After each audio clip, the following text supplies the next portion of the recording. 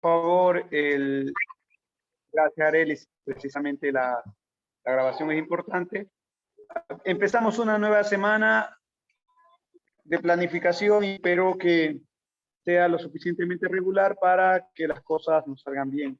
Bienvenido a todos, veo que algunos están con la cámara prendida, eso es importante, les dije, porque eso da el compromiso con la clase, y también veo que principalmente son las integrantes del grupo que va a exponer el día de hoy. Hoy día vamos a repartir al final de la clase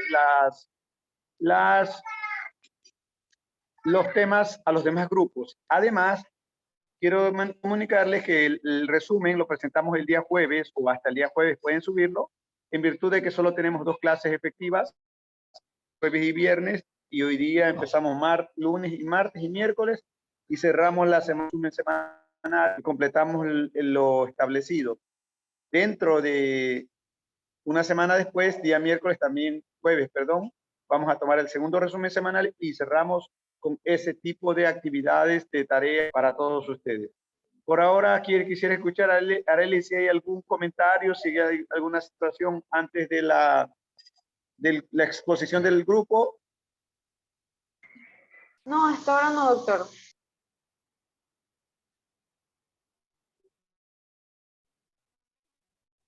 Veo que no sé si me señaló la suya, no se escuchaba bien, voy a acercarme más a la fuente y procedemos a empezar entonces las exposiciones. Por favor, el grupo ya le vi que tiene la exposición lista, puede empezar desde este momento.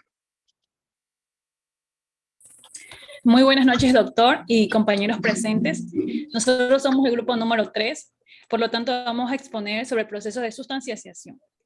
La comparecencia, contenido del reclamo, medios de prueba, presentación de audiencia y resolución. Los integrantes que formamos este grupo es la compañera Melanie Anchundia, la compañera Milena Campoverde y quien habla, Yulisa Briones. Por favor, compañera Julieta, ¿me puede pasar la siguiente diapositiva?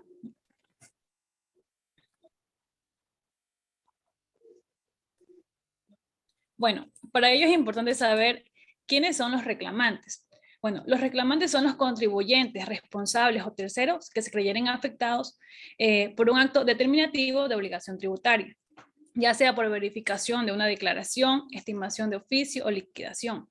Podrán presentar su reclamo ante la autoridad de la que emane el acto, y esto se lo hará dentro del plazo de 20 días, contado desde el día hábil siguiente al de notificación respectiva. Ya conocimos que el día hábil es de lunes a viernes, sin contar los días feriados, los días sábados y domingos.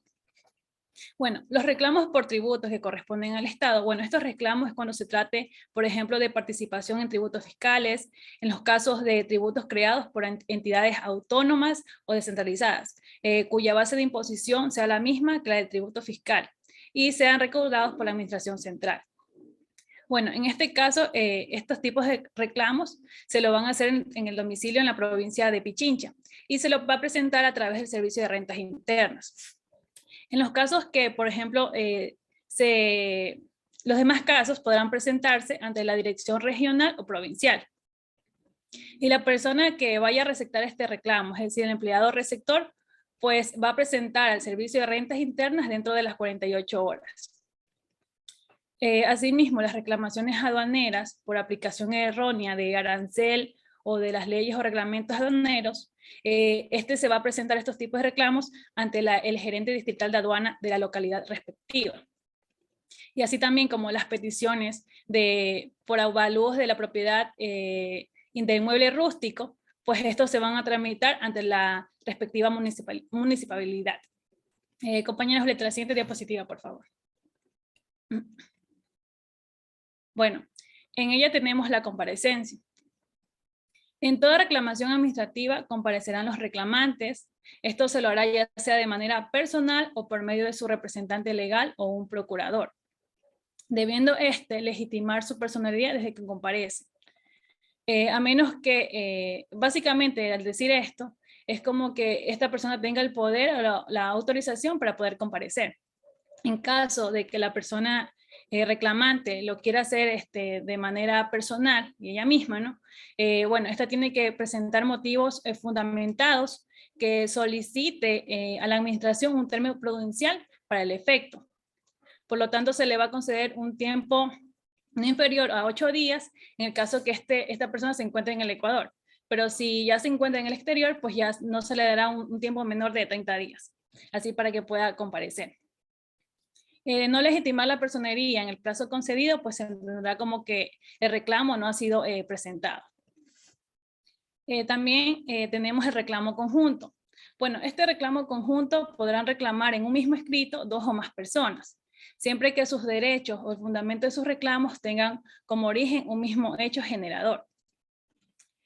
Por ejemplo, la compañera Milena Campoverde, la compañera Melanie Anchundia y Ulisa Briones, podemos presentar un mismo reclamo, por ejemplo, del pago indebido.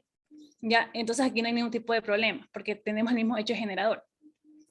Pero en caso de que sea 3 o más reclamantes, ¿no? Dentro de este mismo reclamo, pues aquí debemos escoger un procurador común. Por decir, aquí se añade a la compañera Julieta Albán, ya seríamos 4. Entonces, entre nosotras podemos escoger un procurador común, cualquiera de nosotras, para así que alguien lo represente ante el trámite. Y en caso que no se haga, pues la autoridad competente es quien lo va a designar. La siguiente diapositiva, por favor. Bueno, también tenemos la acumulación de expedientes. La autoridad que instaure un procedimiento que lo tramite, ya sea de oficio o a petición de parte, dispondrá la acumulación de expediente que contenga procedimientos sobre reclamos administrativos. En los casos que por guardar estrecha relación o provenir de un mismo hecho generador, aunque los reclamantes sean distintos, puede resolverse en un mismo acto, o bien porque la resolución que recaiga en el uno puede afectar al derecho al interés directo que se discute en otro procedimiento. O sea, básicamente la acumulación de expedientes es cuando estos procedimientos administrativos tengan una conexidad con otro tipo de procedimientos. Entonces aquí como que yo entiendo que la autoridad recoge estos expedientes para así al final hacer una sola resolución de este mismo. Por otro lado, tenemos el contenido del reclamo, que se encuentra en la siguiente diapositiva. Y para ello yo quiero presentar un ejemplo. Compañero Julieta, ¿me lo puede presentar, por favor?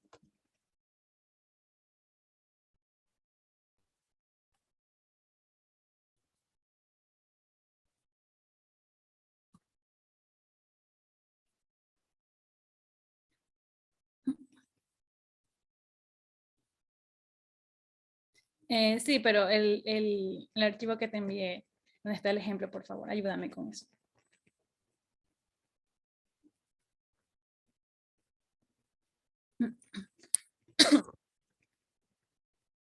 Sí, ese. Muchas gracias.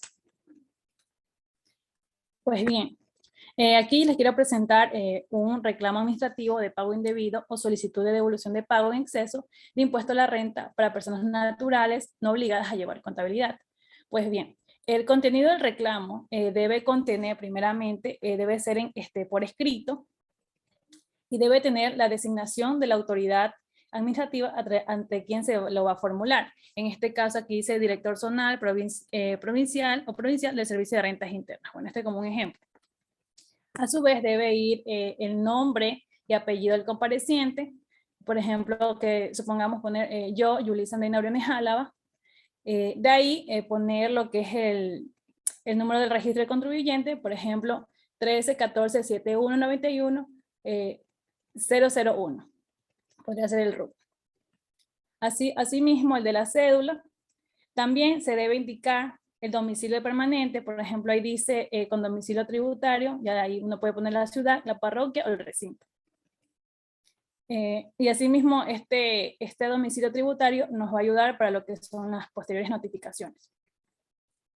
También debemos mencionar del acto administrativo objeto del reclamo, en la parte de abajito, Julieta, por favor. Ahí dice, las declaraciones, ahí ya está, ya la vi. Las declaraciones es objeto de esta solicitud, se detalla en continuación. Por ejemplo, se pone el periodo fiscal, el número de serie, fecha de declaración, valor solicitado. También la petición o pretensión concreta que se formule, que eso está un poquito más abajo. Bueno, en esa parte uno puede escribir la petición. Por ejemplo, dice, con estos antecedentes solicito se realice la devolución a través de nota de crédito desmaterializada, por un ejemplo. Asimismo, al final lo que se le hace es la firma del compareciente, ya sea de representante o procurador, y del abogado que lo patrocine. Y también en esta reclamación se le puede adjuntar lo que son las pruebas de que se disponga. Eso es todo en cuestión de del contenido de la reclamación. Por favor, Julieta, ahora sí la diapositiva.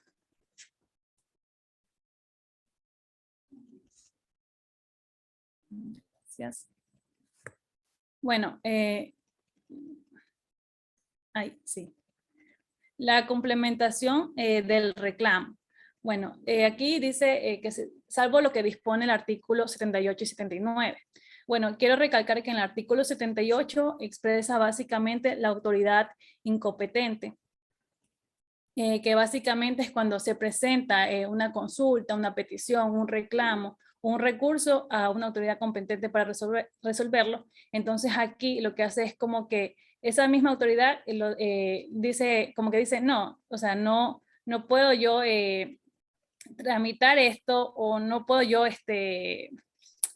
por decirlo así, ¿cómo se diría?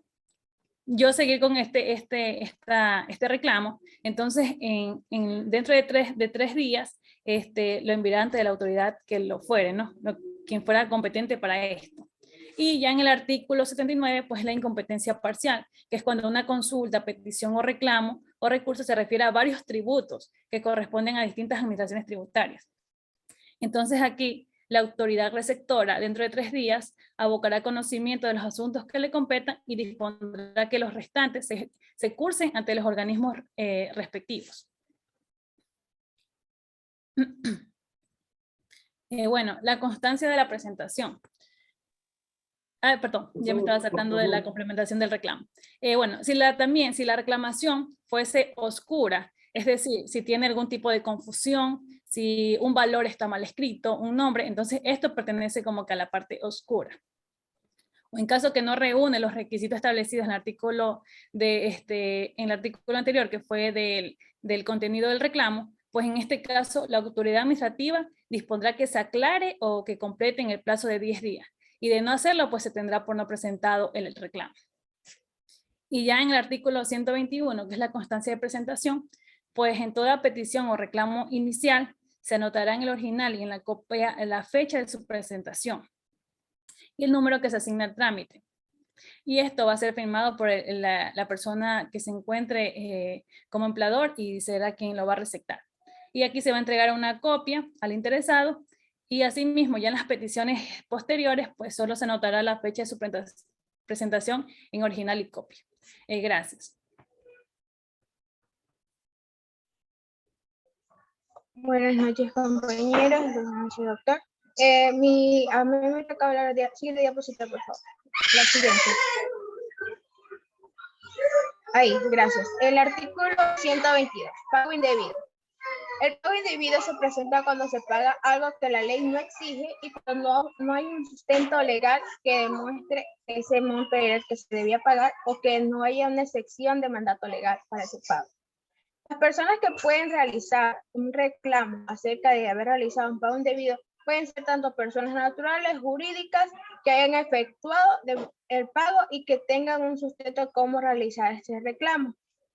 Este reclamo se podrá presentar, para el reclamo esta devolución se podrá presentar ante la administración tributaria que recibió el pago cuando se demuestre que se hizo por error y que tenga un documento en el cual él justifique que él realizó el pago y que ese monto no era adecuado, y el plazo que tiene él para poder presentar ese reclamo es un tiempo límite de 3 años contando desde la fecha que él realizó el pago.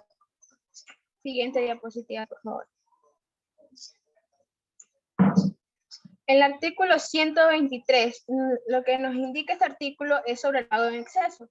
Se considera pago en exceso aquel que resulte en demasiado en relación con el valor que debió pagarse al aplicar la tarifa prevista en la ley y sobre la respectiva base imponible y de la administración tributaria. Previa a la solicitud del contribuyente se procederá a la devolución de los saldos a favor de este, siempre y cuando el beneficiario de la devolución de este monto económico no haya manifestado su voluntad de compensar dichos saldos que le tiene que devolver la administración para saldar ciertas obligaciones que él tenga con la administración tributaria. Ejemplo, la persona haya hecho un pago en exceso, pero ese dinero, él puede no solo prestar solicitud, sino que dice que ese dinero que tenga en exceso se lo la administración tributaria lo proceda a utilizar para cancelación de alguna obligación que él tenga deuda dentro de la entidad pública. Un punto importante que hay que mencionar dentro de este pago en exceso es que una vez que el contribuyente presentó la solicitud para la devolución, la administración tiene un plazo de 6 meses para realizar dicha devolución por pago en exceso. Pero si dentro de ese tiempo la entidad no realiza la devolución por el pago en exceso, la persona afectada, que es el contribuyente, automáticamente se le da el derecho de poder presentar un reclamo oficial ante la entidad tributaria para que se le devuelva el monto que él canceló por exceso. Esto no solamente se puede presentar cuando no se devuelve, sino que cuando le devuelven, pero no la cantidad que debería haber sido devuelta. Solamente se le devuelve la mitad. Él también puede presentar un reclamo oficial para que se le devuelva en su totalidad el monto que se debía devolver desde un inicio. Siguiente diapositiva, por favor. Artículo 124. Procedimiento de oficio. Una vez presentado el reclamo, la autoridad administrativa procederá a admitirlo a trámite y lo impulsará de oficio. Asimismo, por celeridad y economía procesal, se puede ordenar en una misma provincia la práctica de todas las diligencias de trámite que puedan realizarse y que con esto se garantiza a las partes involucradas el acceso en cualquier momento del expediente para futuros procedimientos. Siguiente diapositiva, por favor. Artículo 125. Acceso a las actuaciones. Dentro del Código Tributario, en el artículo 125 se determina claramente que los reclamos u actuaciones tributarias de las personas que tienen el acceso o inmediato, o las personas solamente que pueden tener el acceso a estas actuaciones, son los reclamantes y sus abogados. Ellos tienen el derecho para examinar dentro de cualquier momento del proceso el expediente de estos reclamos que se deben encontrar dentro de las oficinas de la Administración Tributaria, y esto se aplica con la finalidad de que el proceso sea ágil, transparente, participativa y sea orientada a la calidad y con mayor simplicidad posible. Siguiente diapositiva, por favor. Artículo 126. Petición de informe. La Administración Tributaria puede solicitar informes a otras instituciones del sector público. Estos informes serán entregados, serán entregados a la Administración Pública, pero dentro de esto no existe una norma legal que regule que la Administración Pública le dé a conocer al reclamante que él ha solicitado información a otra entidad pública para presentar o refutar lo que ha reclamado. Todo esto cuando se hace esa petición de informes, básicamente lo que se hace es un cruce de información, porque la administración tributaria le está solicitando información a otras entidades públicas. Todos los datos e informes deberán ser enviados en un plazo de 5 días a la Administración Tributaria, salvo a que, supongamos, entidad pública le remite un informe o un oficio a la Administración Tributaria de que le extiende el tiempo de los 5 días porque por A o B motivo no puede él enviarle esa información en ese lapso de tiempo. Siguiente diapositiva, por favor, déjala ahí. El artículo 127, faltas de informe. La falta de informes o datos requeridos a otras instituciones públicas no interrumpirán el plazo que la autoridad administrativa tiene para resolver el reclamo, a menos que aquellas hubieran sido solicitadas por reclamantes por la parte y indicar a la Administración Tributaria que ya que la Administración Tributaria, a pesar de que no se le ha brindado cierta información, él no tiene que tomar en cuenta esto. Él lo que tiene que hacer es seguir con el procedimiento sin afectar su proceso. Y tampoco él no tiene la obligación de darle a conocer al contribuyente, sabe que el señor contribuyente no puedo seguir con el trámite del reclamo porque esta institución no me ha facilitado dicho informe. No, él lo que tiene es que seguir, a pesar de que otra institución no le ha enviado la información, él lo que tiene es que seguir con el proceso y dar su culminación total. Ahora sí, siguiente diapositiva, por favor.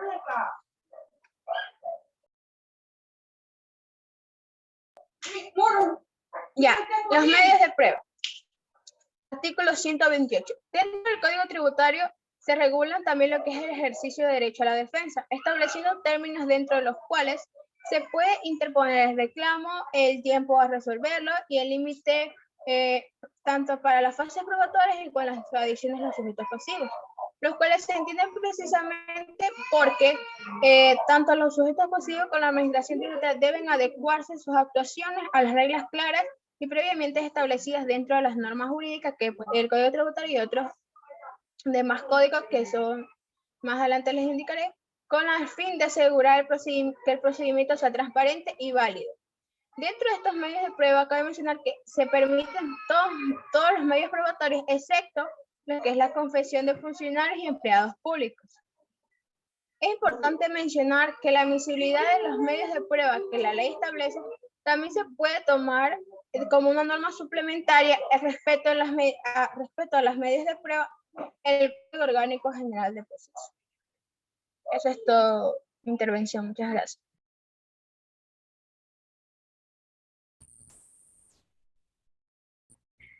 A continuación de la exposición tenemos lo que es el artículo 129 del Código Orgánico, del Código Tributario, el cual nos indica el plazo de prueba. Sin embargo, este menciona que se concederá el plazo probatorio cuando lo solicite el reclamante o interesado para el esclarecimiento de los hechos en materia de reclamo. Cabe mencionar que en estos procedimientos administrativos, la Administración Tributaria podrá conceder este plazo que no exceda los 30 días. Sin embargo, el plazo de esta prueba será fijado de acuerdo a la importancia y a la complejidad de los hechos, donde se considere necesario para aclarar los hechos de acuerdo con el reclamo que se ha presentado. Cuando se esclarezca este punto en relación a la reclamación tributaria, antes del plazo que tiene la Administración Tributaria para poder resolverla, podrá indicar hora y fecha de audiencia si es que así lo requiere.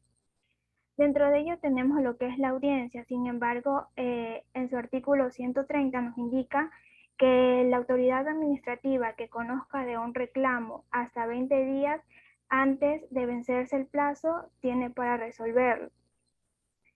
Sin embargo, dentro de esta audiencia, los perjudicados pueden alegar y aclarar los puntos importantes de los reclamos interpuestos, en donde el reclamante comparezca ante la autoridad administrativa para alegar en su defensa y se esclarezcan los puntos en materia del reclamo. Sin embargo, esta audiencia debe realizarse hasta 20 días antes de vencerse el plazo para poder resolver dicho reclamo.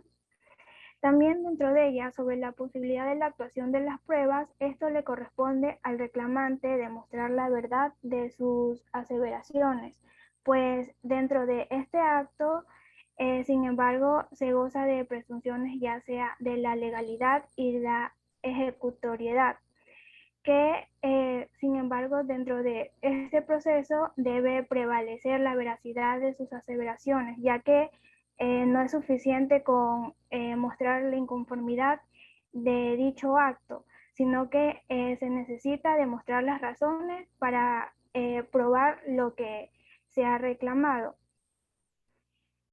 De allí tenemos la siguiente diapositiva, por favor. Lo que es la determinación complementaria. Corresponde a un proceso de verificación, sin embargo, es decir, que esta determinación complementaria se lleva a cabo cuando la Administración Tributaria presencia adicional un elemento al proceso.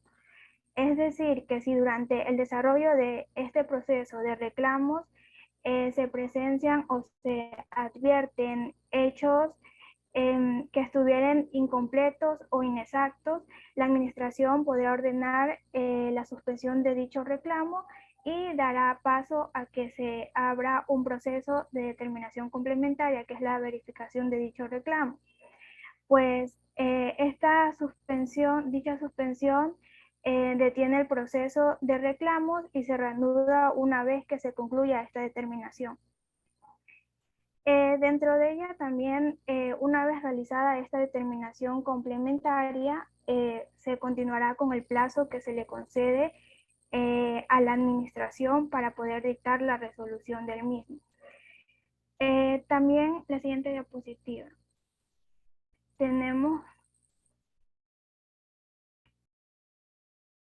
la siguiente diapositiva, compañera. Tenemos lo que es el artículo 132, que nos habla sobre los plazos para resolver. Dentro de ella nos indica que estas resoluciones se podrán dar dentro de un plazo de 120 días hábiles para resolver dicho reclamo. Los mismos serán contados a partir del día siguiente a la fecha que se ingresó el reclamo. De conformidad con lo establecido en este artículo 132, también indica lo que son las particularidades como la suspensión que existe en el plazo por la determinación complementaria. En este artículo nos establece lo que es el plazo que tiene la administración tributaria para poder resolver los reclamos interpuestos por los sujetos que están en su jurisdicción. Tenemos lo que es la resolución expresa. Estas resoluciones serán motivadas en la forma que se establece en el artículo 81 del Código Tributario. Sin embargo, este artículo nos menciona que todo acto administrativo se expedirán ya sea por escrito y que deberán ser motivados y deberán indicar aquellos principios jurídicos por los cuales se ha fundamentado y la aplicación de los fundamentos de derechos cuando se resuelvan estas peticiones.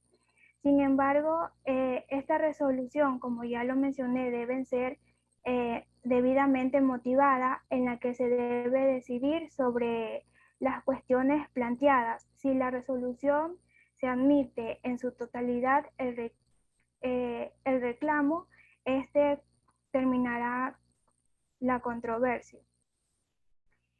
De allí tenemos lo que es la aceptación tácita. Esta nos indica, se refiere a que todo reclamo presentado ante las autoridades administrativas del régimen tributario debe ser resuelto dentro del término como la ley indica.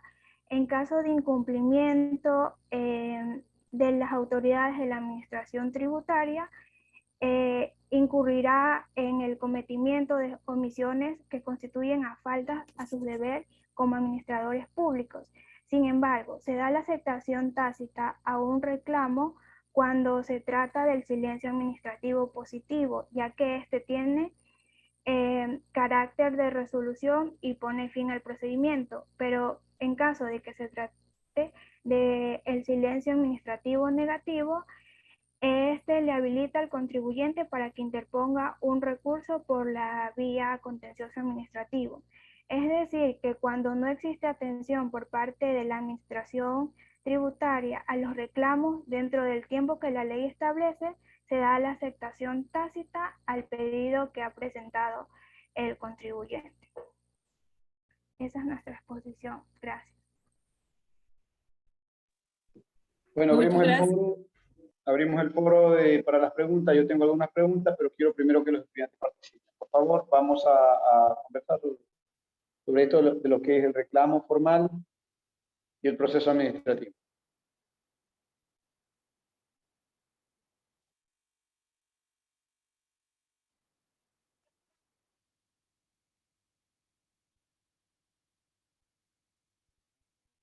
Les escucho, jóvenes.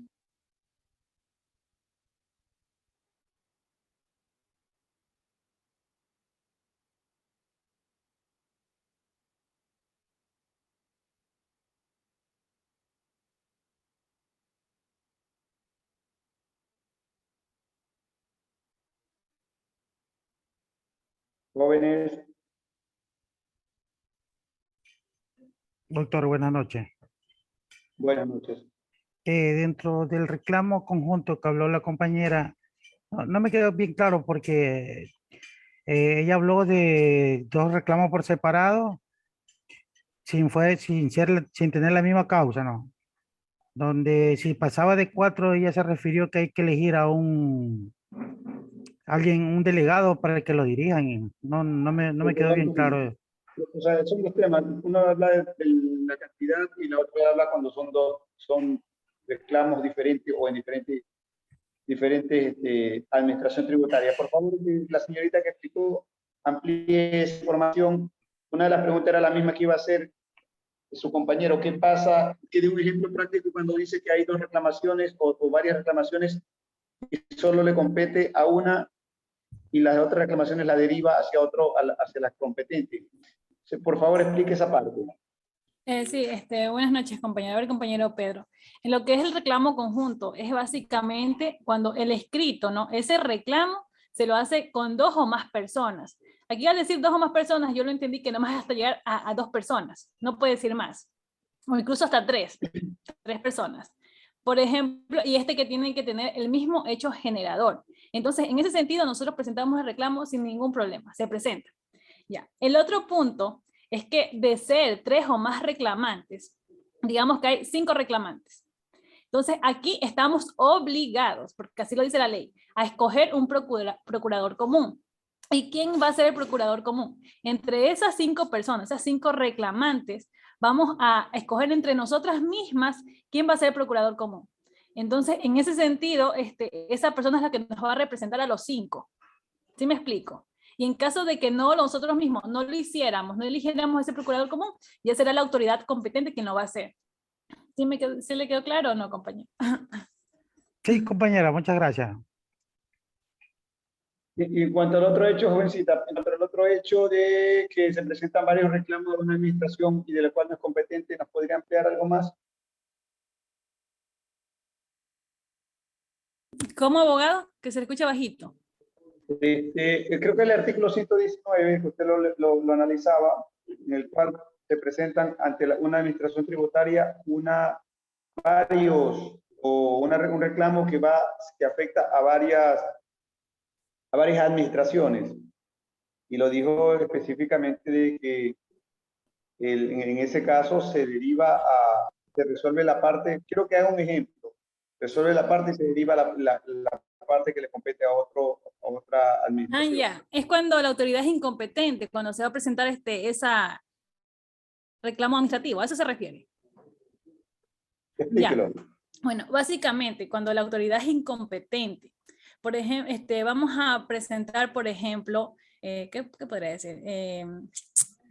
Un pago indebido, ya, del pago indebido, lo vamos a presentar, pero resulta que ese órgano administrativo no es competente para llevar esa causa, ¿no?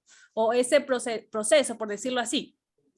Entonces, dentro de 3 días, la autoridad va a enviar este reclamo, lo va a enviar a la persona que sí es competente. O, por ejemplo, puede ser que yo estoy en Pichincha y yo soy de Puerto Viejo. Y no, ya, yo voy a presentar en Pichincha, pero mi domicilio no está en Pichincha, sino que acá en Puerto Viejo. Entonces yo tengo que hacerlo acá dentro de la autoridad competente, que ya serían el distrito regional o provincial.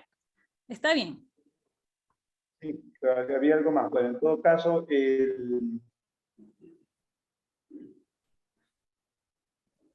¿alguien tiene otra pregunta?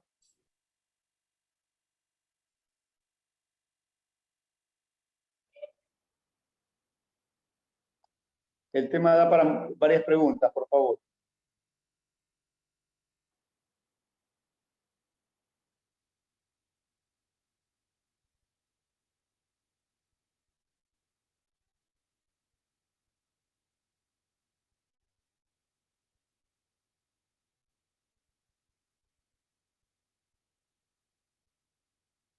A ver, ¿alguien más tiene otra pregunta? O la hago nuevamente yo. ¿Cuál es la diferencia práctica entre pago en debido y pago en exceso? A la otra señorita que hizo la exposición.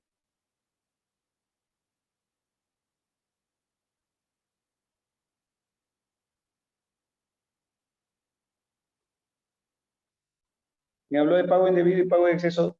Un ejemplo práctico para que diferenciar en qué es pago indebido y qué pago en exceso.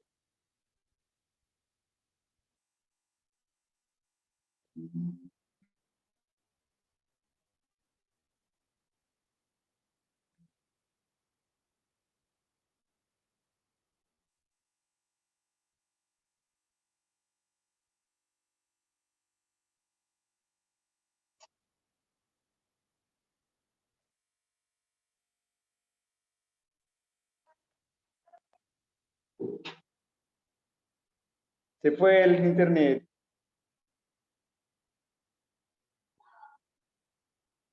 Bueno, hasta tanto alguien me dice cuando habló del representante legal o del procurador.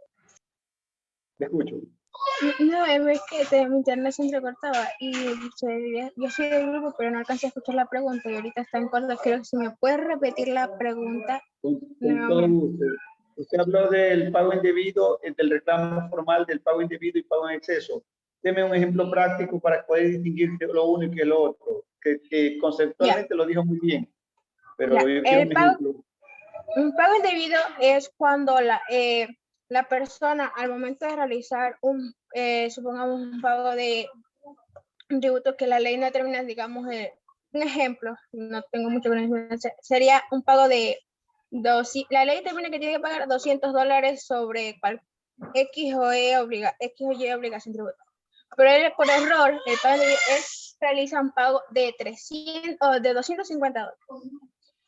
El pago indebido es que él pagó, la ley no determinaba ese monto, entonces él no tenía que haber pagado eso. Él pagó sin saber que tenía, si él decía, le tiene que pagar tanto a la administración tributaria, pero él no está obligado a pagar ese monto. Eso es un pago indebido porque la ley no lo determina, no determina que él tiene que pagar esa cantidad.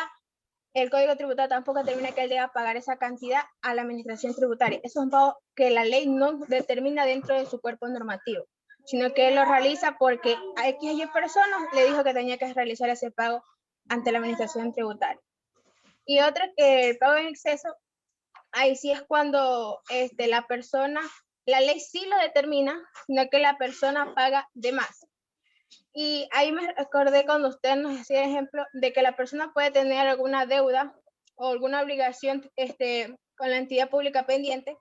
Y ahí dentro del artículo nos indica que si la persona no presenta alguna solicitud, algún reclamo, se le procederá, si la persona presenta una solicitud diciendo que el exceso que tiene, que él realizó de pago, la administración tributaria se lo pueda utilizar para que se realice el pago de la obligación que él tenga pendiente dentro de esa institución, dentro de la institución, sino que no se le devuelva, sino que se le realice el pago por una deuda que tenga dentro de la institución.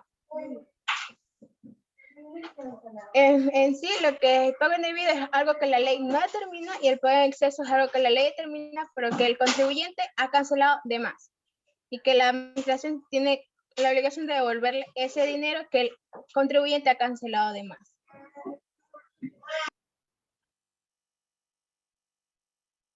Ya, vamos a poner el ejemplo práctico para tener. Ustedes saben qué es el impuesto a la renta. El año pasado lo vieron, uno de los impuestos directos se llama impuesto a la renta. ¿En qué consiste el impuesto a la renta? ¿O cuál es el hecho generador?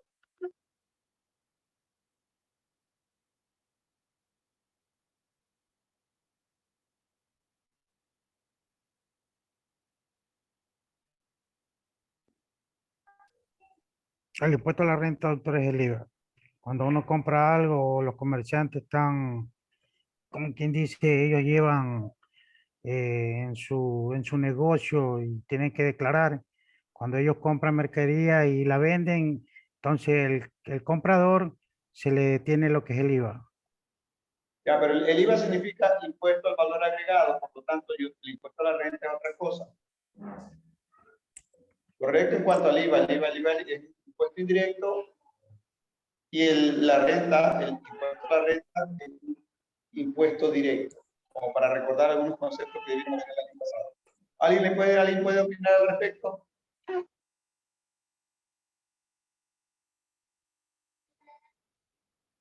Abogado Dígame. Rodríguez Lor. El impuesto a la renta no es el que se determina por la cantidad de ingresos que tenga una persona. Por ejemplo, no recuerdo el valor exacto, pero si en el caso, bueno, cuando ya nosotros seamos abogados y tengamos ingresos que superen, es un ejemplo, no recuerdo la cantidad exacta, los 6.000 dólares mensuales, tenemos que pagar un valor, un impuesto a la renta por esa cantidad que generamos de ingresos.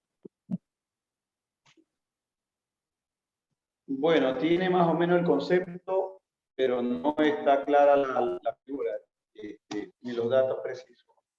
¿Qué es una renta? Son los ingresos nacionales ordinarios y extraordinarios que pueden tener una persona o las sociedades jurídicas en un año. Lo que se llama es en un determinado periodo fiscal. Dicho en español, aquellas personas que ganan en el año una determinada cantidad tienen que pagar impuestos. Así, cada año se determina, el SRI determina la tabla que va a establecer quién puede pagar el impuesto a la renta. Usted no trabaja, usted no paga. Ya hablamos en un momento dado del hecho generador. El hecho generador es aquel presupuesto legal que para configurar el tributo. Yo le decía que era como una especie de paraguas donde quien pasa por allí es el que paga impuestos. Entonces, usted no trabaja, usted no tiene ingreso, no tiene renta de fuente ecuatoriana, que habla la ley tributaria, la ley de régimen tributario interno, nos habla de cuáles son las fuentes de origen ecuatoriano que está sujeta a este impuesto. Se ocurre que usted tiene un trabajo, gana $1.000 mensuales. 1.000 por 12 son 12.000. La pregunta es, ¿pagará impuesto a la renta? Y la ley dice que sí. Porque la tabla nos dice que quien gana más de 11.212 dólares paga al año, paga el impuesto a la renta. Entonces, con los que ganan más de 14.000 pagan el 5%. Los que ganan más de 12.212 pagan el 5% hasta 14.000 y va subiendo progresivamente. Entonces, va a ocurrir, ¿qué pasa si una persona que no gana 8.000 dólares al año, le han retenido, una empresa obligada a llevar contabilidad, le ha retenido la cantidad del 10% por ser profesional? Si él ganó 8.000 dólares,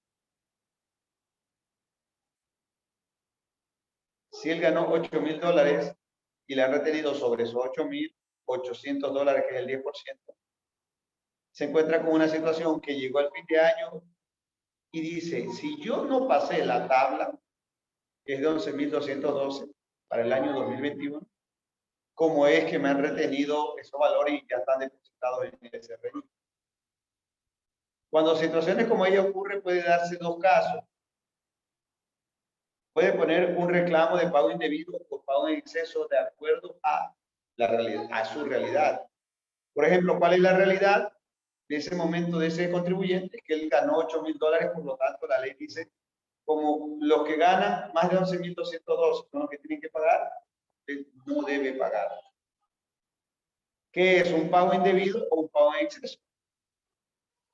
Y la respuesta es, ¿será pago indebido o pago en exceso?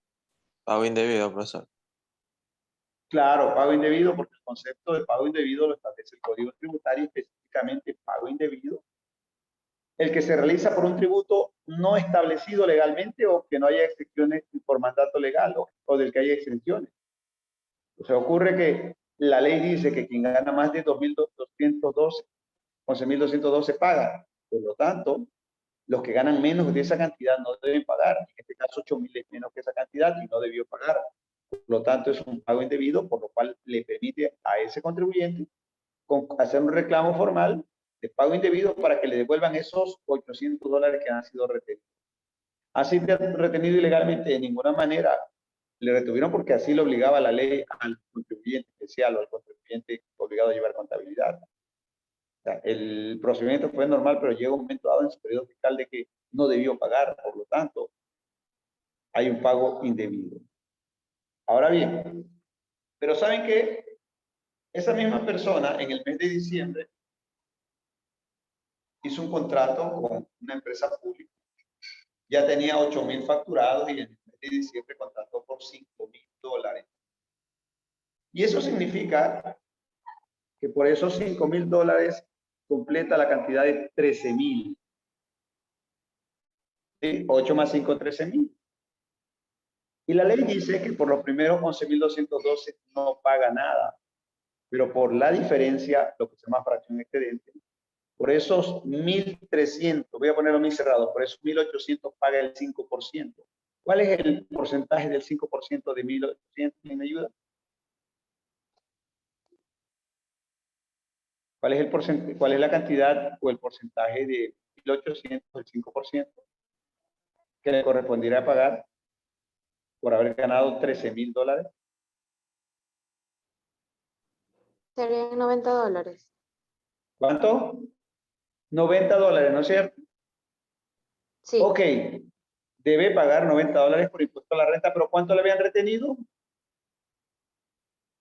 Con el mismo ejemplo anterior.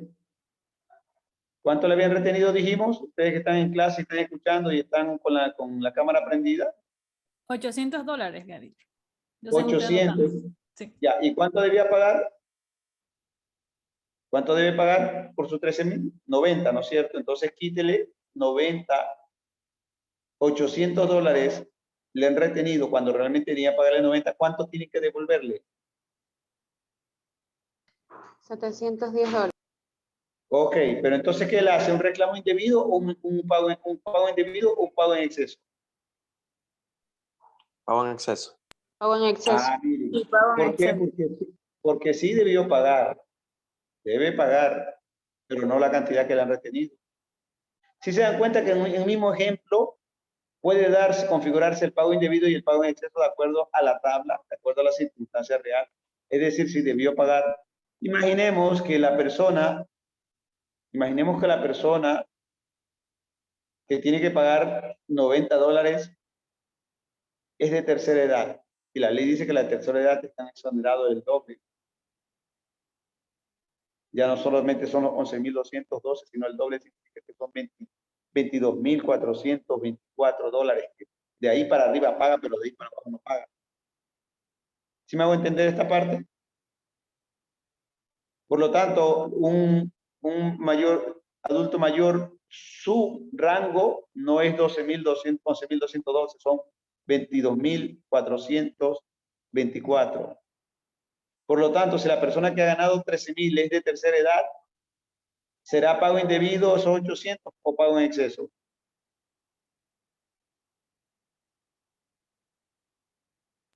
Pago indebido. Pago indebido porque el concepto de pago indebido lo dice claramente. Miren esta parte, por eso les digo ahí. Se considera pago indebido el que se realice por un tributo no establecido en la ley, menos de 8,000, o del que haya exención por mandato legal. Entonces, es decir, pasó los 12,000, pero por la exención de ser tercera edad se le duplica. Por lo tanto, a este mayor adulto no debe pagar nada por los $13,000. Entonces, ustedes ven cómo la circunstancia hace que el pago indebido sea en un momento dado pago indebido, pero puede convertirse en pago en exceso de acuerdo a las circunstancias de la tabla. ¿Sí? Ahí tienen un ejemplo. Ese es el ejemplo que decía a ustedes cuál es la diferencia entre un pago indebido y un pago en exceso. La ley no lo contempla como tributo, por lo tanto es un pago indebido. Pero si debió pagar y le cobraron de más, es un pago en exceso. ¿Está claro? Sí, abogado, aunque yo le quería comentar algo. Sí, Este doctor. tema del pago indebido, del pago en exceso, en sí le corresponde al grupo siguiente. Lo que pasa es que la compañera de mi grupo más bien lo dijo porque básicamente a través de esto se puede hacer las reclamaciones. Entonces era como que también como un ejemplo. Eso. Igual, gracias. Okay. Que el otro grupo no venga a decir lo que yo dije. Cuidado, le pongo 0 por copión. Bien. Ya le explicó. Finalmente, voy a hacerle otra pregunta. Ustedes decían los medios de prueba. Entre los medios de prueba del reclamo administrativo, ustedes decían, pueden hacer uso de todos los tipos de pruebas que permite la ley, menos. ¿Menos? Menos. Menos la confesión de los funcionarios y los empleados públicos, creo que era eso. ¿Y por qué? La pregunta es por qué el legislador dijo, ustedes pueden hacer todo tipo de prueba, incluso la confesión a las personas naturales, pero menos a los funcionarios y empleados públicos. ¿Por qué?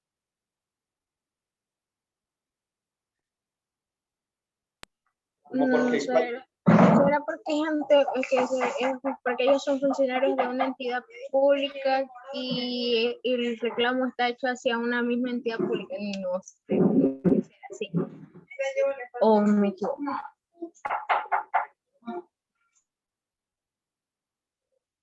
A ver, ¿qué dice?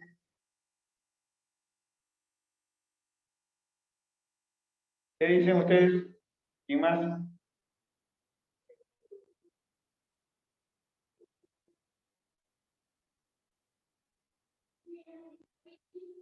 Nadie.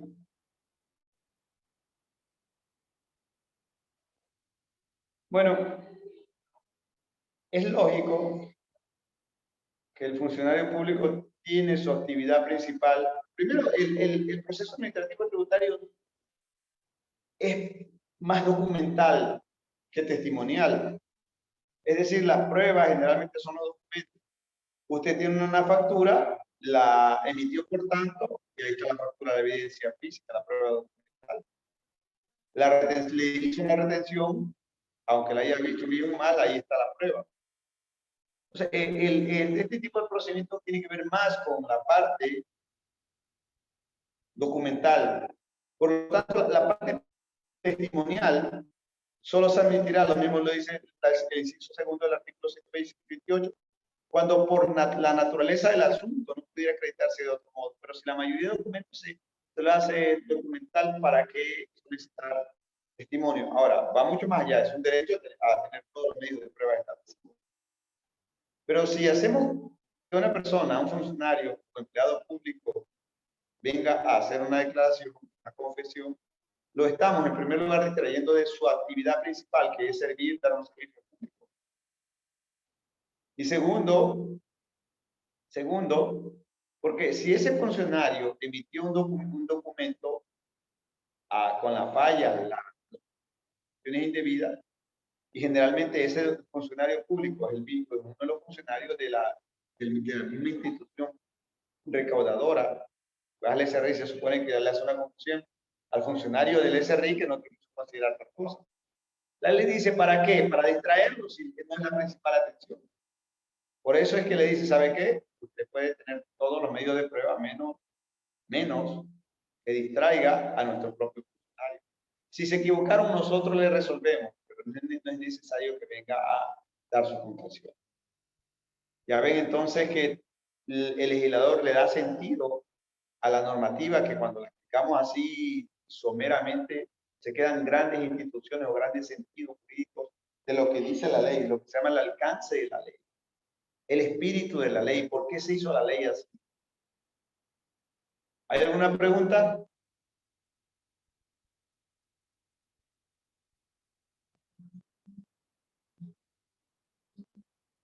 ¿Alguna pregunta? Si no hacen pregunta, vengo, dejo la tarea que hagan.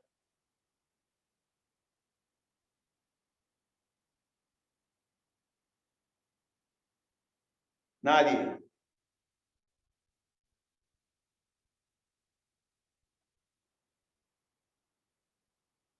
Bueno, vamos a ver si les va a hacer un resumen ahorita para ver si realmente nos han aprendido todo. Y vamos a repartir grupo. Arely, ¿está por allí? Dígame, doctor. Ya, para que tomemos apuntes. ¿Hasta qué tema le di? ¿Cuál fue el cuarto tema que le di?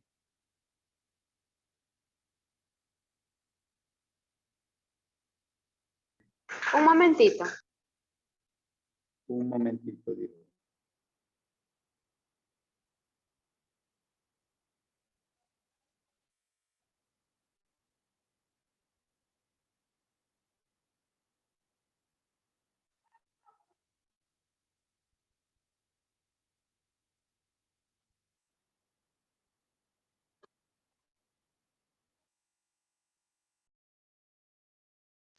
El último tema que dio fue sobre el pago indebido y el pago en exceso, que lo escogieron los compañeros David Delgado, Fabiana Intriago y Gabriela Jacome.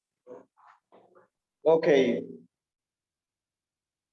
Están por allí ellos. Ellos tocan mañana, ¿no? Usted dijo que se alcanzaba, ponían hoy día 2 grupos, no sé. Eso dije. ¿Y será que alcanzan para poner? Bueno, vamos a repartir temas. Por favor, ahí tiene un tema. Recursos administrativos.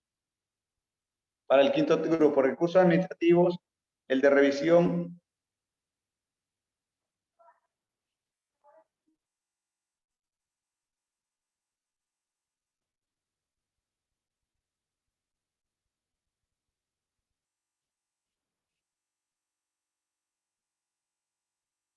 Ya, el sexto grupo,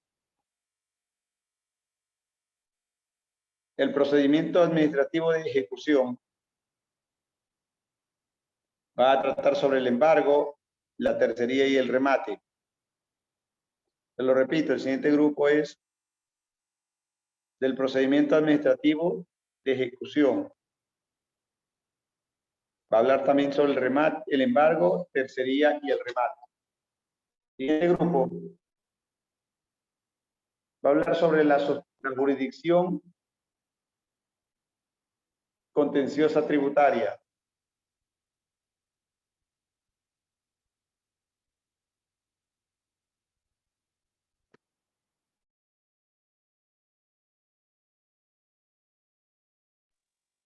El siguiente grupo va a hablar sobre la sustanciación ante el Tribunal Distrital de lo Fiscal.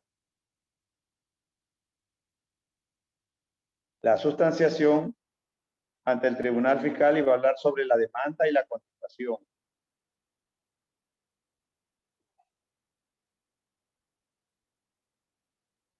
¿Cuántos grupos van allí?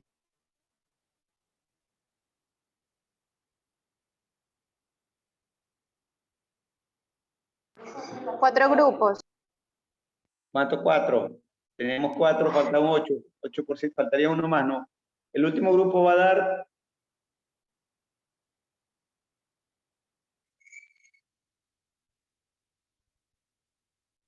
la tercería y el pago de consignación dentro del mismo tema, ¿no? De la jurisdicción, contenciosa tributaria. Va a hablar sobre la tercería y el pago de consignación. Y el mismo grupo va a hablar sobre... No, ahí estaría bien.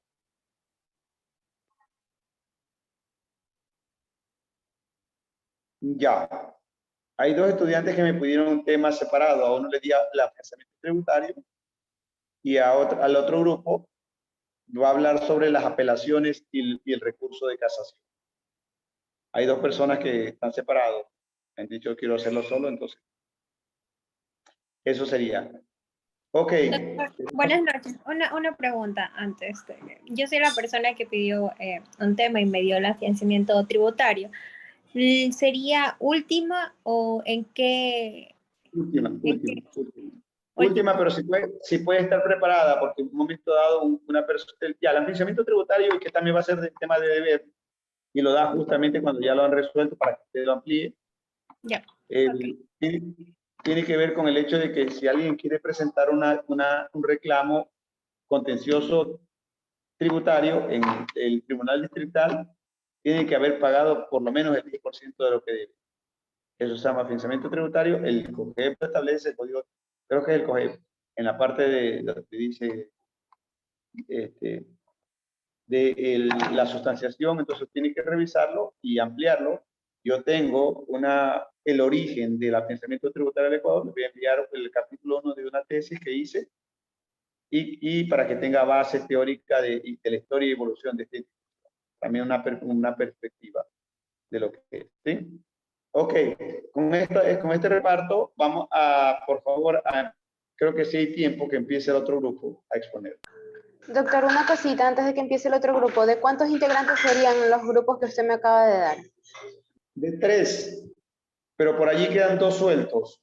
Y esos 2 sueltos, y la chica va a dar el financiamiento tributario y el último va a hablar sobre casación y sobre, sobre casación básicamente, y sobre el curso tributario. A ver si hay alguien que sencillamente no va a exponer, puede ser ese tema. Ok. Listo, doctor. Ya. Empiecen, por favor.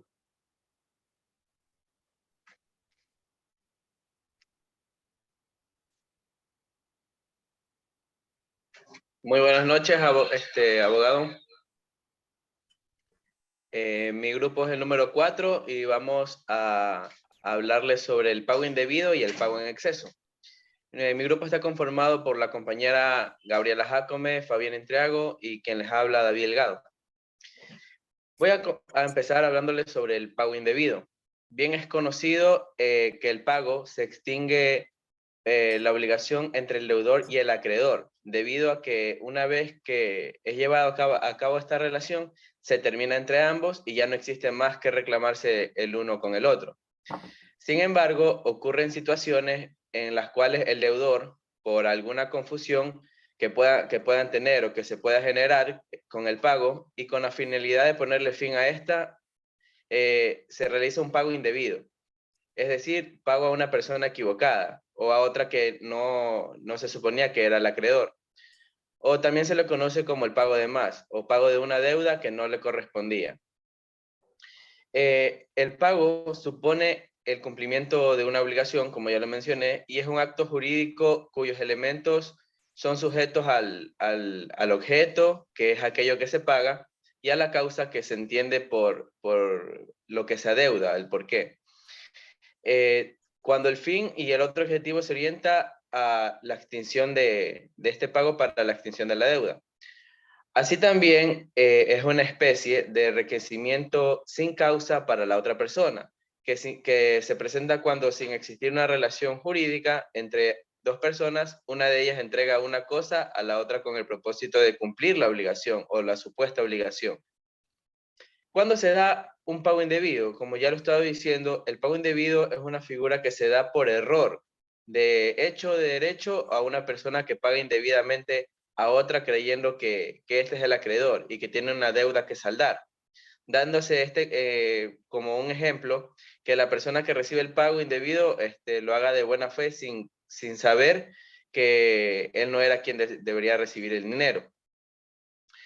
Entonces podemos definir al pago indebido como aquella prestación ejecutada en favor de una persona que no tenía el derecho o no tenía la potestad de recibirla, por así decirlo.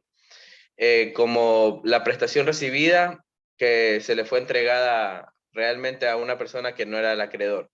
Y podemos encontrar este tema en el Código Tributario, en el artículo 122. A continuación, mi compañera.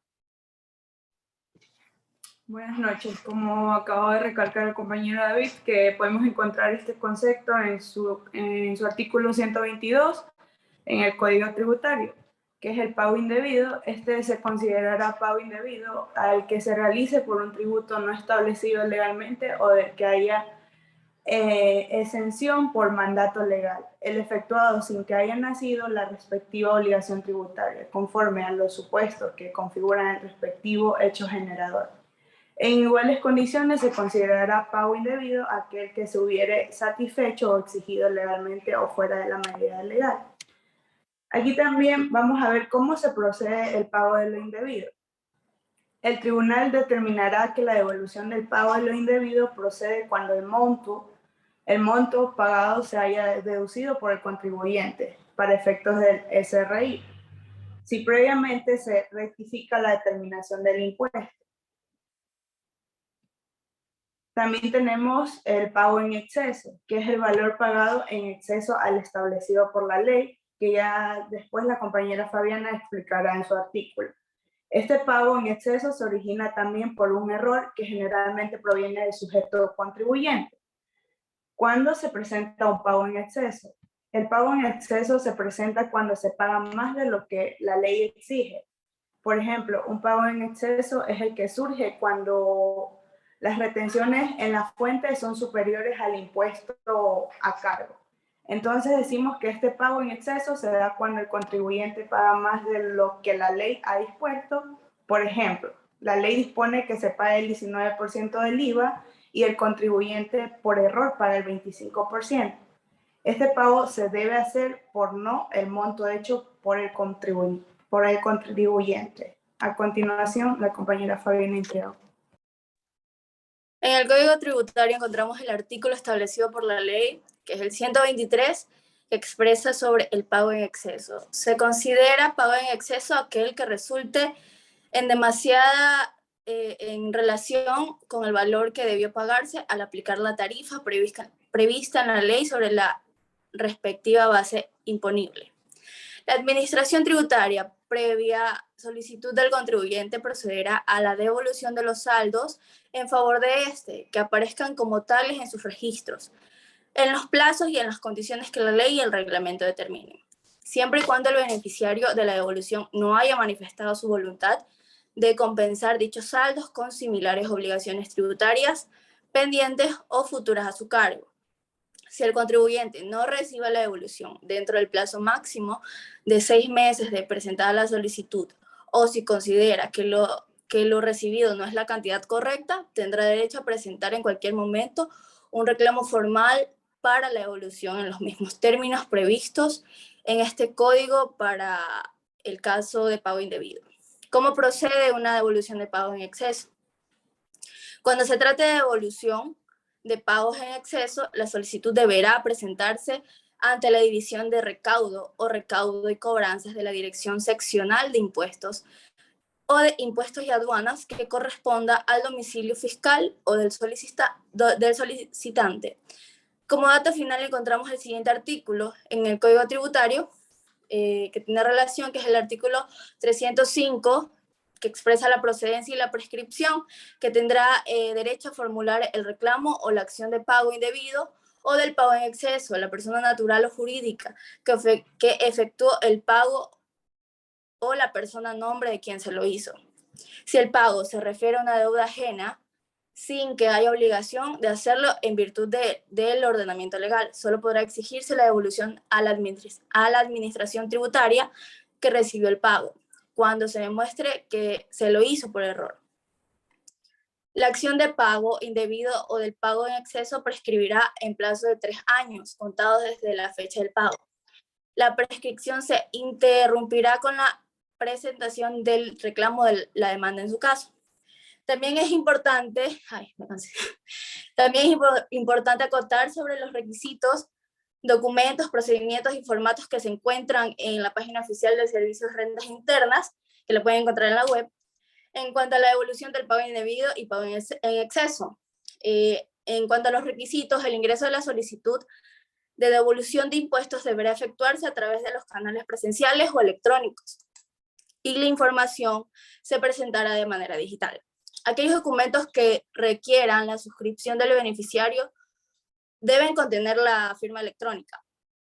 El escrito presentado deberá contener los requisitos formales establecidos en el artículo 119 del Código Tributario. El formulario de solicitud de devolución deberá contar con los requisitos descritos en cuanto a la documentación en el medio digital. El Servicio de Rentas Internas pone a disposición de los contribuyentes y de la ciudadanía las herramientas necesarias como formatos de documentos y aplicativo de generación de código único para el ingreso de información digital solicitada por la administración tributaria. Estos son el formato de listado y código de los documentos digitales, carta de certificación y responsabilidad de la información para el ingreso de esta documentación digital que se hace mediante las ventanillas cuando corresponda, cuando se dé el caso. Carta de certificación y responsabilidad de la información para el ingreso de documentación digital que también se hace por medio de los canales electrónicos. También otra documentación es el instructivo para la generación de código para la identificación de documentos. También se necesita la guía para la entrega de documentación en el medio digital y las especificaciones para la entrega de información a través de los medios magnéticos. Si el trámite es realizado por una persona natural, este deberá llevar su copia original de la cédula original de ciudadanía o pasaporte. Si el trámite lo realiza una persona que tenga discapacidad, adicionalmente debe de adjuntar copia del carnet de discapacidad admitido por los establecimientos de salud de primer nivel. Si el trámite es realizado por una persona jurídica, en el caso de que el trámite sea presentado por el representante legal, tiene que llevar la cédula original o el pasaporte, copia del nombramiento de representante legal, únicamente cuando no se encuentre actualizado en la página web, y la superintendencia de compañías o cuando el firmante del escrito no sea representante legal. Si el trámite es realizado por un tercero, este tiene que llevar la copia de cédula de ciudadanía o pasaporte, y también la solicitud de una persona, si es la solicitud de una persona con discapacidad, adicionalmente debe adjuntar también el carnet de discapacidad, también emitido por los establecimientos de salud de primer nivel. Original de la cédula de ciudadanía de tercero que presenta el trámite. Y por último, estos trámites no requieren firma de algún abogado.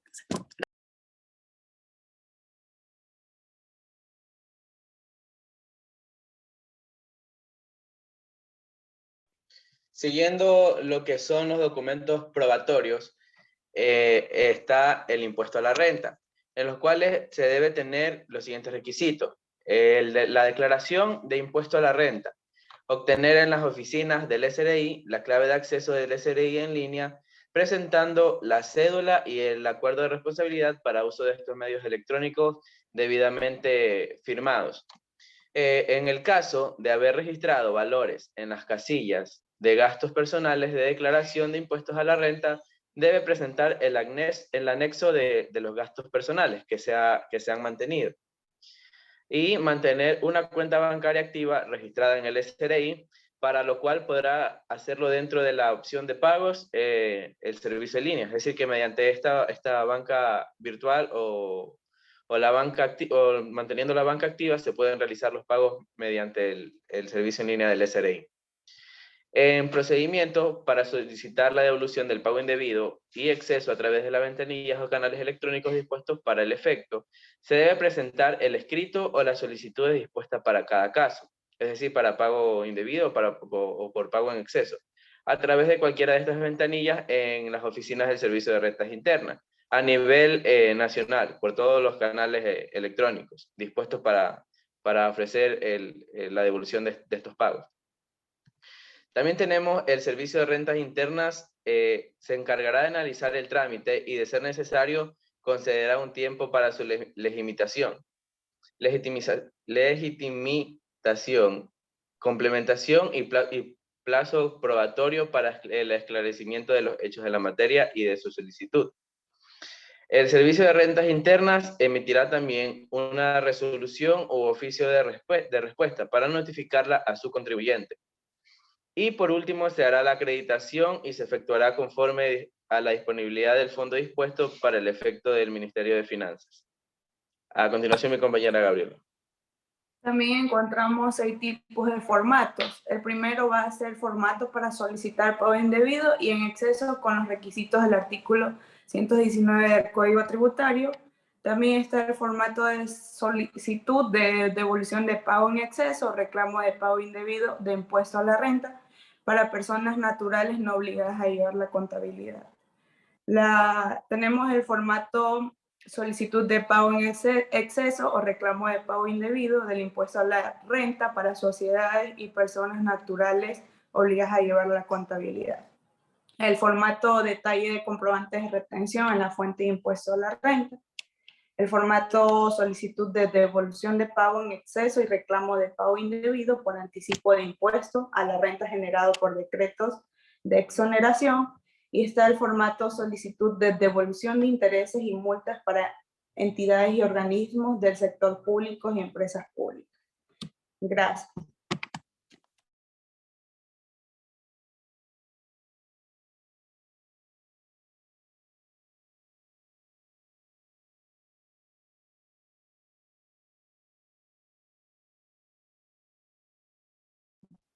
Bien, quiero comentarle algo respecto a este trámite de pago y de pago en exceso.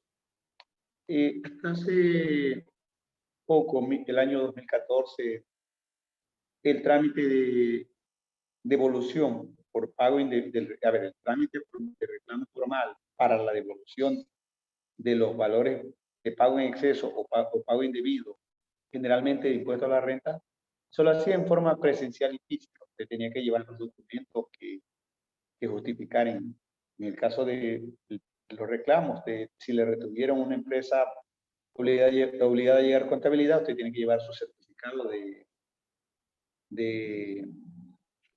retención, de sus facturas, y como la ley le permite, a pesar de que usted haya pagado haya pasado el monto mínimo, le permite deducir gastos personales, es decir, usted puede haber ganado $12,000, pero puede deducir una cantidad de gastos personales para que le baje esa cuota. Por ejemplo, te ganó $13,000 y puede justificar que tuvo gastos en medicina por una cantidad del 25% y le baja a una cantidad, entonces va bajando los alimentos también.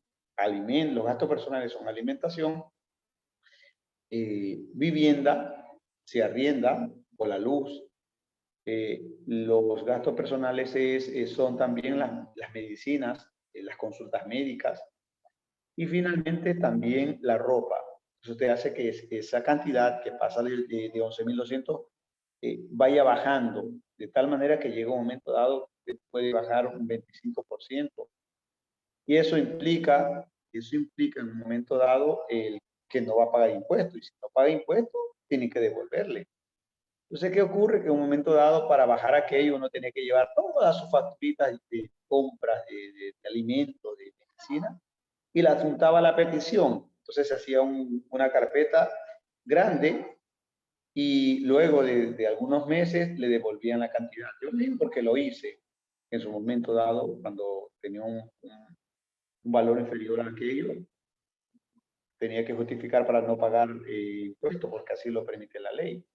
Pero llegó un momento dado en que todo se digitalizó, o por lo menos en el principio tributario constitucional, nos habla del principio tributario de simplicidad, hacer más simple. Entonces ya no muchos papeles, directamente ustedes ingresan a la página del SRI, hacen el reclamo, una vez un grupo de estudiantes tuvo la habilidad de hacer todo el proceso en el SRI y de presentarlo, cómo se hace el proceso de pago indebido y el pago en exceso, el reclamo. Entonces, ¿qué ocurre? Como ya las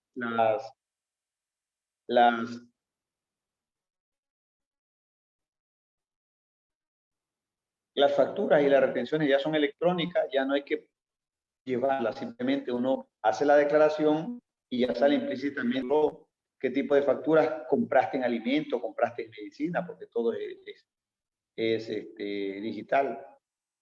Entonces, ahora es más fácil, usted ingresa, no tiene que presentar documentos, simplemente tiene que poner su RUC y ahí las empresas donde usted ha comprado le dicen, usted compró tanto, y las empresas que le retuvieron también dice usted, le retuvieron tanto, y se concilian las cantidades y lo que sale de pago en exceso de las retenciones se lo devuelve. Entonces, eso es un dato que quería decirle como parte de este cambio que ha habido a través del tiempo. Ya no son esos formularios de 3 páginas que había que llenar a mano y dale, y se te dañaba un número, una sola letra. Era como los cheques, ¿no? Te equivocas en una, no puedes repintar y se repintaba, compra otro formulario y trata de no equivocarte. Entonces, eso ha ido evolucionando en este proceso de reclamo formal de pago indebido y pago en exceso. Lo demás, ustedes lo dijeron en esta última parte que dieron como plus, creo que lo sacaron del SRI esta información, es muy importante. Y como ya habíamos analizado y habíamos ejemplificado, un ejemplo de pago en exceso, yo le digo renta, usted puede ir a la aduana, le cobraron un ítem de más y usted se da cuenta, no, pues este impuesto no debe pagarlo, vaya, haga el reclamo de pago indebido, indebido, y si le cobraron de más, hagan el pago en exceso, y ese es un recurso que tiene el contribuyente para reclamar sus derechos cuando le han cobrado de más o cuando, no debiendo haberle cobrado, le han establecido un impuesto para que pague cuando no debió haberlo realizado. Bien, creo que la exposición no da más porque ya habíamos analizado parte del tema y la exposición está bastante clara de la que hicieron. Con esto confirmamos los grupos, su compañera presidenta, para que me pase la lista de los temas que les toca en los siguientes días. El día de mañana solo expone un grupo, ya les dije. El día de mañana tenemos clase de 6:30 a 8. Confirmamos el horario y nos veríamos el día de mañana. Si hay alguna pregunta adicional, por favor, la puede hacer en este momento, algún comentario, y damos por finalizada la clase. No sin antes que su compañera compute 25 estudiantes presentes en esta clase, 24, porque yo estoy hablando de mi teléfono y no de la computadora. Por favor, ¿alguien quiere comentar algo? ¿Preguntar algo?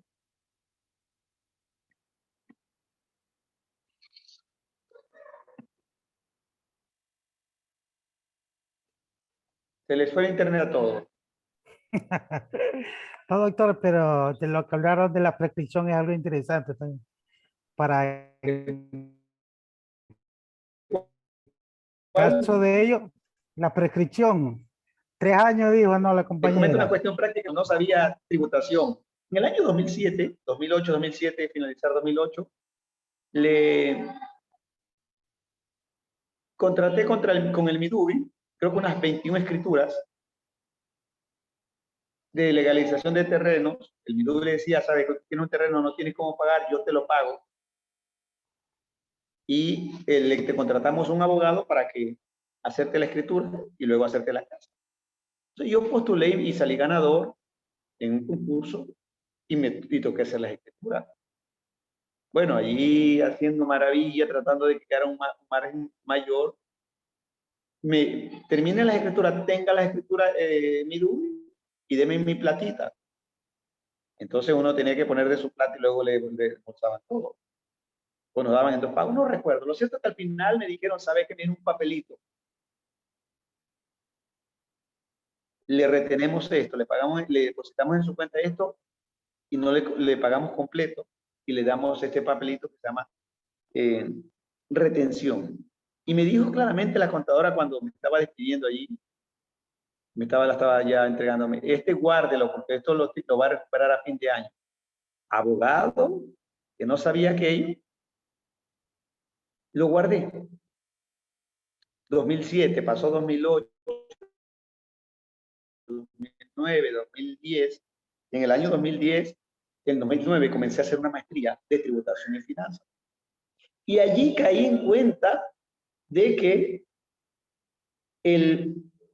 había el reclamo de pago indebido y pago en exceso. Y me di cuenta que en un momento dado me acordé en esos momentos que en el Midubi en el 2007 me habían dado una retención que eran como $300 o $30, no recuerdo bien. Creo que eran $30. Entonces yo lo primero que hice fue correr a ver no, fueron $300, porque era $3,000 el contrato, debió haber sido 300, no recuerdo bien realmente. Bueno, lo cierto es que me fui allí, fui a revisarlo y tenía 3 meses de caducado. Es decir, tenía 3 años y 3 meses. Ya no podía reclamar. Y miren, siendo abogado, no sabía esta parte de derecho tributario, porque no nos dieron derecho tributario, no lo tomé en cuenta. Y perdí esa cantidad y ahí está su respuesta. Si uno pasa 3 años, no puede reclamar, porque sencillamente ahí está el documento. Si hubiera recibido las primeras clases 3 meses antes, seguramente hubiera reclamado y recuperado ese dinero, que no sabía por qué me lo de contar, ni sabía que se reclamaba realmente, cuál era el proceso. Pero ahí hay un ejemplo de lo que se llama prescripción de los 3 años. ¿Sí está claro? Por eso es importante que ustedes aprendan esta parte. Ahorita la mayoría de personas o es trabaja para una institución y la mayoría de estas instituciones retienen valores y esos valores ustedes los pueden recuperar si es que no pasan la base imponible. O si pasando la base imponible pueden deducir mediante gastos personales. Ese es otro tema de gastos personales que no sabemos. Generalmente solo guardamos lo del alimento cuando las matrículas suyas y las de sus hijos se pueden deducir como gasto personal y eso hace que baje impuestos significativamente. Especialmente cuando se ganan sueldos de 1.000, 2.200, 1.300, donde el gasto personal es mínimo. La ley de gasto personal, la ley dice actualmente que si usted gana más de $100.000 al año, si usted factura más de $100.000, ni se le ocurra presentar gastos personales que no son considerados. Y se hace que se paguen más impuestos de una u otra manera.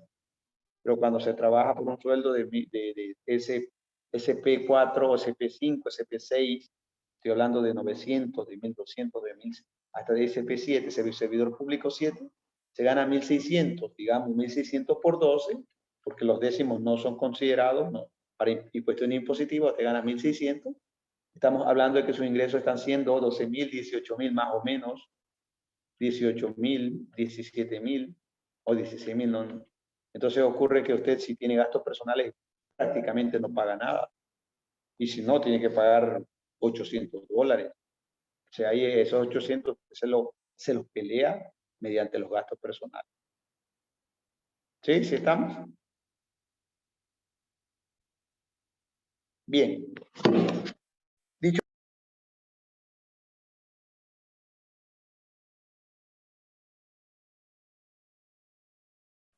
Tiene el micrófono apagado, doctor. Doctor, se le desactivó el micrófono. Ya les decía que hay estudiantes como su compañero que está actuando y se está gastando la nota muy bien. Por favor, procuren participar. Bien, con esto nos despedimos el día de mañana. Arelis, por favor, tome lista y me pasa el reporte respectivo, ¿sí? Nos vemos la próxima clase el día de mañana. Buenas Sí, noches. ya tomé captura de pantalla para ver la asistencia. Hasta mañana, doctor. Gracias, abogado. Gracias, doctor. Gracias, buenas noches, doctor.